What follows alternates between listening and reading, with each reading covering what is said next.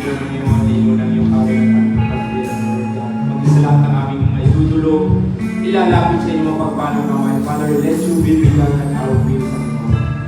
For you are the all-knowing, the omnipotent, and the omniscient God. Salamat po ng maraming mga. Hallelujah. Patuloy maging sa oras nito as we worship you, Father God. Kayo ang mapapurihan sa aming mga buhay. Maraming salamat po, Panginoon. And once again, Father God, to you all the glory, honor, and thanksgiving. In Jesus' name, we pray. Magkukulan ng kapal at wagas mo pasigaw. Habang walang kakayanan, masuklian ka ng mabuti sa lahat mong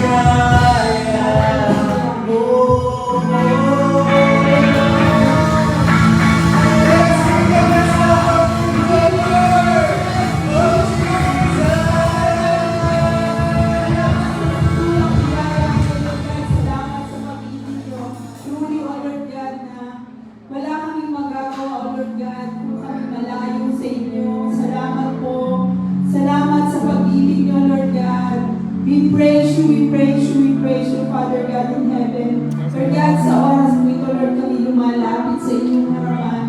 Kami po ay nagpapalinis ng aming mga puso, ng aming isipan, Lord God. Kung kami nakasakit po sa aming mga kapwa, we ask for forgiveness, Lord God. Kung kami nasaktan ng aming kapwa, we release the forgiveness. Salamat po sa inyo.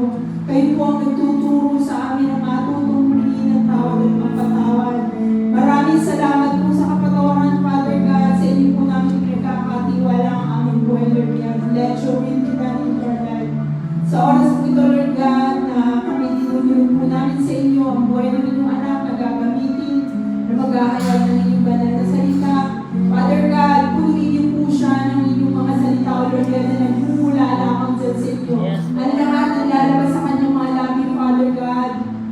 There is power, Lord God, na nagmumula dyan sa inyo, Lord God. There is healing, O Father God in heaven. At sa lahat ng aming mga pinagdadaanan, may kasagutan. Salamat po sa inyo, Lord God. We claim, Lord God, na ngayon pa lamang natanggap na namin, O Lord God, ang mga ito, Father. Salamat po at sa lahat po ng inyong anak na inuna ang inyong gawain, Lord God. Ngayon pa lamang, Lord God, kung ano man po yung dala-dala namin, Lord God, ay nabigyan niyo na po ng kasagutan. Salamat po sa inyo, Lord God. At sa oras po ito na ang aming po dalangin ay sineselyo ang mga inyong banal na dugo. And we give you all the glory, praises, thanksgiving, and honor in the mighty name of Jesus. We pray. Amen.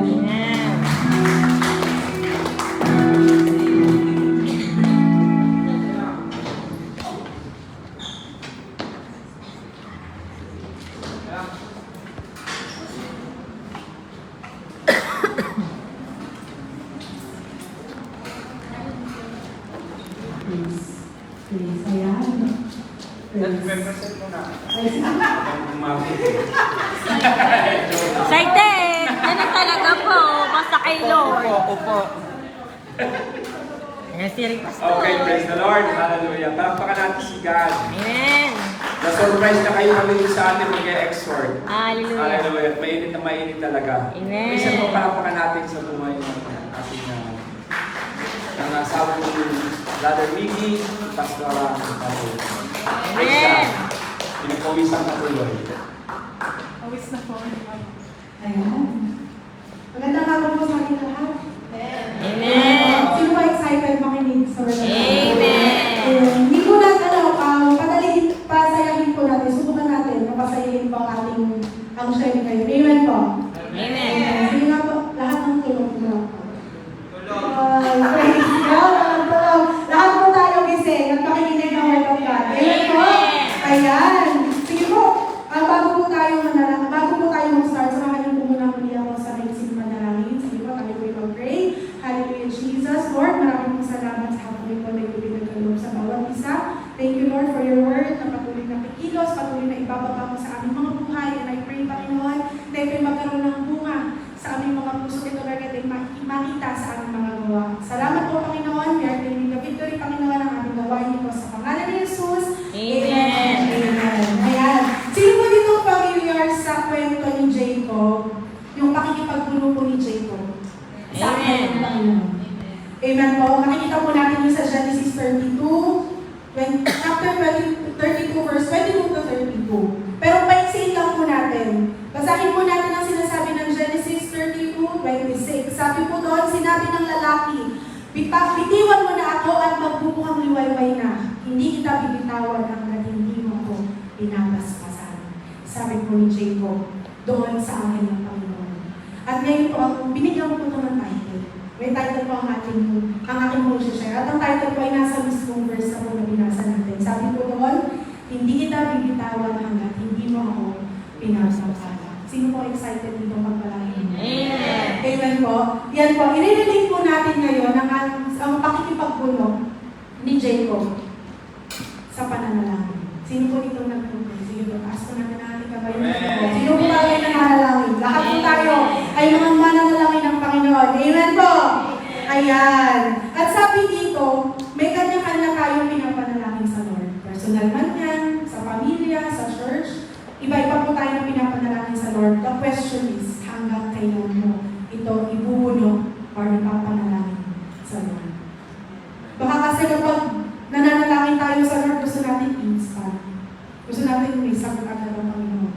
Di ba po? May mga ganun po tayo, may mga ganun pag-ugali ng tao na parang gusto may resulta agad, gusto may mangyari agad, pero ang Lord laging may sagot sa ating mga panalangin. Amen po? Amen. Ayan. Gusto ko po ako po kasi pag ako po ay nag-share talaga ng word of God, nakikipag-usap po talaga ako sa tao. Ngayon gusto ko po pag sinabi ko pag amen po, mag-amen po kayo. Amen! Parang mag-isip tayo, walang energy tayo, kung pinagpapawisan ng mga ako. Talagang ako po talaga ay pawisin.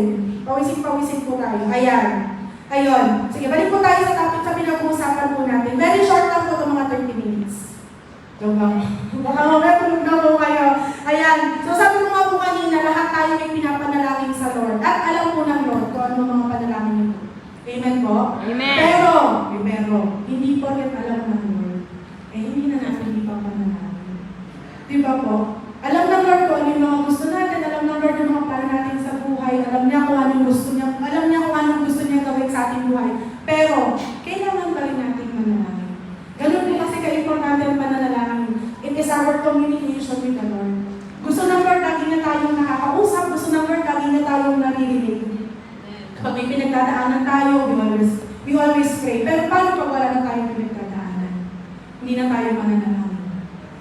Diba hindi po? Lagi po tayong mananalangin, lagi po tayong lalapit sa Lord. At sabi nga dito, tulad ng isang bata, sino po may mga anak na dito? Siyempre may mga anak at may mga kabataan po tayo. Amen. Ngayon, ang mga anak, pag may gusto tayo, di ba parang laging, Mami, gusto kong bilhin yun. Mami, gusto ko nun. Gusto kong magkaroon nun. Hanggat hindi siya natitigil lang isang bata, hanggat hindi niya nakukuha ang gusto niya. Amen po. Diba po? At ganoon din po sa atin. Sa tuwing tayo ay nananalangin sa Lord, Lord, hanggat hindi ko binibigyan ng kasagutan itong panalangin ko to, hindi ko to titigilan. Hanggat walang confirmation, walang yes, walang no, walang wait na nanggagaling sa Lord, hindi ako titigil sa pananalangin. Amen po? Amen. Amen. At tulad nga po ni Jacob, diba po, sabi po doon, hindi kita bibitawan hanggat hindi mo ako pinapaspasan. Sa pakikipag-uno na talagang, Lord, hindi ako bibitaw sa iyo, hindi ako bibitaw sa awit mo hanggat hindi ko natatanggap yung pagpapala. Hanggat hindi ko nararanasan yung pagpapala nagpamanifest sa aking buhay. At ganoon din sa atin bilang mga naglilingkod sa Lord. Bawat isa may panalangin, bawat isa may nais. At hindi tayo titigil hanggang walang tugon ng Lord. Amen po? Amen po? Nakita ng Lord, tumanak ko, napaka-eager, napaka-aggressive. Talagang porsigit ko sa pananalangin.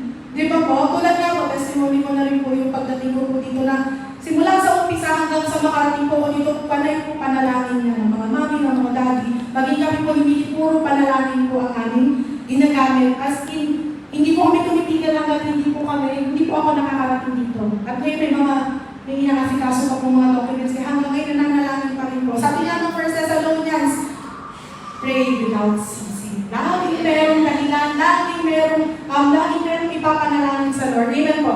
Amen. Amen. Kaya ayan po. Sige, nawawala po ako sa ating copy. Ayan. At sige, balik po tayo doon. At doon po sa kwento ni Jacob ng kanyang pakikipagpuno sa akin ng Panginoon. Sabi po doon siya ay nasaktan or napilayan. Diba po? Kumbaga parang sa pakikipagpuno niya po sa akin ng Panginoon, siya ay napilayan. So may mga pagkakataon talaga na sa ating pakikipagpuno o pananalangin sa Lord, hindi ko nawawala. Parang masasaktan tayo. Lord, ba't hindi mo binibigay sa akin? Lord, bakit ko nararamdaman ito? Parang hindi ko sasagutin, Lord, yung panalangin ko.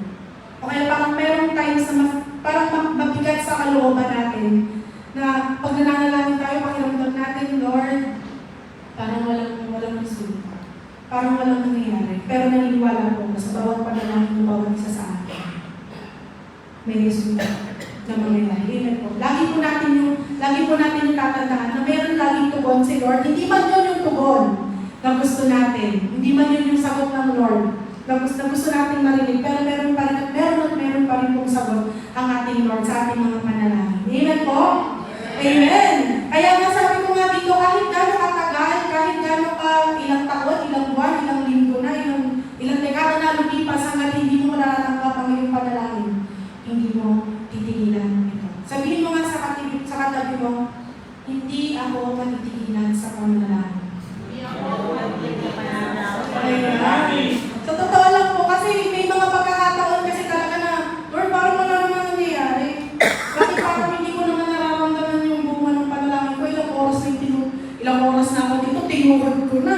iniyak ko na sa Lord, pero bakit parang wala? May mga pagkakataon talaga na si Lord, hindi siya sasagot doon sa moment na ikaw ay umiiyak sa Kanya. Doon sa moment na ikaw ay lumalapit sa Kanya. Si Lord, sabi nga natin, is a mysterious God. Sumasagot siya to people, situation. Alam niyo po yun? Kasi ako po ako talaga sa pananalangin, nag-study ko po talaga ang pananalangin. Pero, sabi ko sa Lord, pag nakakakita po ako ng mga nagpo-pray sa church, sa kainta, sabi ko, Lord, gusto ko yung ganung klase ng pananalangin. Gusto ko yung apoy niya sa pananalangin. Gusto ko yung paraan niya ng pananalangin. Gusto ko magkaroon din ako ng apoy sa pananalangin. Pero parang sabi ko, Lord, hindi yata forte ang pananalangin. Pero ang nakakatuwa po sa Lord, mysterious niya siya eh. Yung mga bagay, yung mga unexpected na bagay. Tulad na lang po ng pagtayo ko dito, sabi ko, Lord, hindi naman sa pagkaano, pero parang hindi unexpected po na tatayo ako dito. Kasi sabi ko, pagdating ko dito,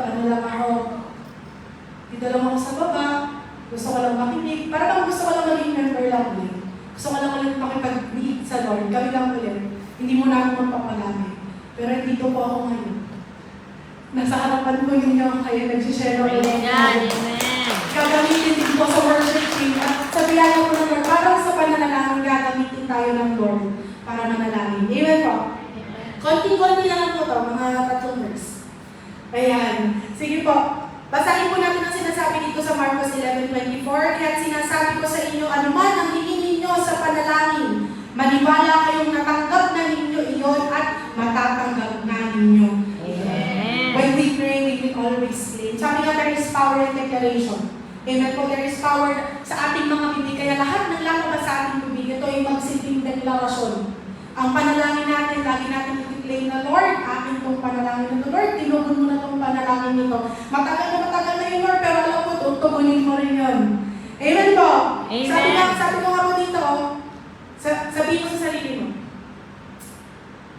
I will claim my answered prayer. I will claim my answered prayer. Dahil naniniwala po ako na ngayon, hanggang sa mga darating na araw, darating na taon, lumalakas ang answered prayer. Sino po gusto nun? Lahat po namin sinabi kasi itong mga panalangin natin, ito ang magtataas sa pangalan po ng ating Panginoon. Amen po? Pag tayo ay answered prayer, Lord, thank you. Thank you sa tugon mo. Thank you kasi binigay mo sa akin to. Pero pag di mga times na wait lang, sige okay lang po, Lord. Alam ko kung may laging may perfect timing ang Lord para sa atin. And ayun po. And last po, ang pananalangin po ay dapat lagi may pananampalataya. Taas po ang kamay ng may pananampalataya. Amen? Kahit na mukhang hindi natin nakikita ang mga Lord, nananampalataya ako. Itong panalangin ito, ibibigyan mo ng katugunan. Sabi nga po dito sa Mateo 21:22, anumang hingin ninyo sa panalangin ay tatanggapin ninyo kung nananalig kayo. Every time we pray, dapat makita ng Lord yung faith sa atin. Sabi nga, faith without action is dead. So kung tayo ay panay mananalangin lang, pero wala namang pananampalataya, wala rin pong saysay ang ating panalangin, pero naniniwala po ang lahat kung tayo ay maapoy. Nananampalataya sa Lord. Amen po? Ayan, yun lang po ang aking, yung lamang maiksi lang po ang aking manamay. Gusto kong ituro ng Lord sa atin, na lagi natin naalalahanan na maging mag-receive tayo sa prayer. Makita ng Lord sa atin yung talagang, Lord, nagigil ako, gusto ko talagang makamit or makampan yung panalangin na yun. And number 2, huwag po natin nahayaan ang mga panalangin natin ay salita lang. Lagi po natin itong sasamahan ng pananampalataya. So yun lang po. I pray na meron po tayong nabulag, meron po tayong praise sa pag-ibigay sa ating kasama. So yun lang po. God bless po sa ating lahat. Salamat po, Pastora. Napakabuti ng Diyos at napakaganda ng message niya para sa ating lahat. Ano po, alam niyo po, pagdating sa prayer, it is the key of our relationship to God. Kasi kung hindi tayo mananalangin, hindi mabubuksan yung pinto ng pakikipagrelasyon natin sa Panginoon. And sa paglayo ng pakikipagrelasyon natin sa Panginoon, doon natin makikita kung paano kumikilos ang Diyos. Kasi huwag natin kumpara sa atin sa Diyos. Tingnan na lang natin sa ating mga best friend, kaibigan natin. Kapag hindi natin binuksan yung pinto natin in our relationship, relationship po yan po, hindi lalalim. At sa Diyos naman, hindi ka magsisimula sa relationship mo kagad doon kung wala magbubukas na pinto through your prayer. Kaya pinakamaganda po talaga sa ating mananalangin. Sabi ng pastora, ang sarap ng pakiramdam nagigil ka sa pananalangin. Kaya hindi ako naniniwala na kapag ang isang Kristiyano gigil sa galit ay mananalangin. Naniniwala kayo? Di po hindi, di po ba? Yung gigil talaga siya. Nasa puso niya, gigil. Tapos sasabihin mo, ako po ay prayerful. Mayroong magsalita na mabait. Pero mahirap din pakinggan yung mga sinasabi nila. Once na isang tao ay prayerful, di mo siya makikitaan na kahit ano pa na hindi maganda para sa kanya. Ang pipilitin niya maging maayos, maging okay siya sa lahat ng nasa harap niya. Kasi nga prayerful po siya. Walang po pwedeng bato ang Panginoon at ipagawa sa kanya kung maayos ang napapaligiran niya. Sapagkat siya, sa pananalangin niya, unang inaayos ng Diyos, siya, sarili niya, yung buhay niya. Kapag ang ayos ng buhay niya at sarili niya, maaari nang sabihin natin maayos siya sa kapwa niya. Kasi ito napaka-importante po sa ating lahat, mga kapatid, ang pananalangin. Na siya naman pinatatabaran natin. Na siya naman kinukulang ang oras natin, di po ba? In a way na mas napagtutuunan natin yung oras na iba kaysa magtuon tayo ng oras sa pananalangin. Kasi yun ang tinatrabaho mo ng away. Yung mawala tayo sa linya ng Diyos. Ang linya ng Diyos na kinaroroonan ng bawat Kristiyano, alam niyo po ba na yan ang ninanakaw ng away? For us to steal, to kill, and destroy. Ay madi-destroy lang ang isang Kristiyan ng Diyos kapag umalis na siya dun sa line or route ng pananalangin. Amen po. Kaya ang pananalangin, mga kapatid, para sa ating pamilya, sa sarili natin, para sa ating mga kapatiran, tayo po ang mag-i-initiate niyan. Hindi nyo makikita na itupush tayo ng mga kapitbahay natin, nasa tabi natin, sapagkat sa atin mismo magagaling yun. Yung pananalangin na yun. Kaya lang, pinamagandang factor dito, kaya tayo may gatherings na ganito, nasa Hebrews 10:25. Huwag nyo malis ito kasi pagdating nyo sa loob ng church, 25 kayo, pero yung 5 dito, nandun yung fire na sinasabi nyo na po, makikita mo, si sister mo ba hindi na nagpe-pray, pero nakita mo na mag-pray, parang nabuksan ng kalangitan, kumilos ang mga anghel ng Diyos, naramdaman ko espiritu niya, ay ikaw nakikinig ka lang sa kanya. Iba rin pala yun. Parang nandun yung mararamdaman natin na gusto ko rin maging ganun, di ba, Pastora? Gusto ko rin maramdaman yung ganun. Later on, everybody na nakasama natin dito, uy, gusto ko rin mag-apoy sa pananalangin. Nakipagdugdugan na tayo ngayon sa panalangin. Sa nakipagdugdugan natin sa London Church, may ginagawa pa ng Diyos sa pamilya natin. May ginagawa pa ng Diyos sa ating mga anak o sa sarili natin. Yun yung pinakamaganda. Makikita natin yung action. Handa po ba kayo? Sabi ng ating pastora, na kung makipagdugdugan sa panalangin ngayon. May handa po ba kayong pagpe-pray kay God? Sige po, tayo po ay tumayo, tayo po ay mananalangin. Hallelujah. Sa mga gustong